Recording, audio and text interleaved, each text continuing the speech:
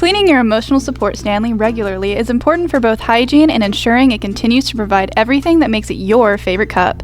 We recommend cleaning your bottle or cup at least once a week, and definitely after you drink anything other than water out of your cup. You may think you're cleaning your Stanley by simply rinsing the cup and lid, but here are just a few reasons you may need to give it a deeper clean. It prevents the buildup of bacteria and mold. It eliminates lingering odors. It ensures your beverage tastes fresh and clean. And it extends the lifespan of your water bottle. Let's start with how to disassemble your Stanley. Begin by unscrewing the lid and removing the straw. Flip the lid over and pinch the tab together, pushing it out.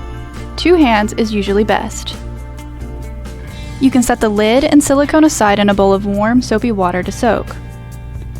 The steel used by Stanley is known as food-grade stainless steel, but this doesn't mean that it's completely scratch-resistant.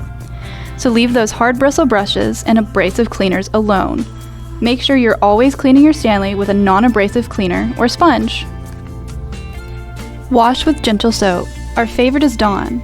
If it's good for the ducks, it's good for us. Thoroughly wash and rinse the cup. Don't forget a small wire brush to get inside the straw in hard-to-reach places. In a rush? Never fear, almost all Stanley cups are dishwasher safe. But you should load your cup on the top rack at the dishwasher. You will definitely want to do a more detailed clean by hand every once in a while, especially if you don't have a dishwasher. For hard water stains, grab some white vinegar to soak and scrub with. Remember that you should never use bleach or any other non-safe chemical on your Stanley cup. Regular cleaning ensures your emotional support Stanley remains a reliable companion.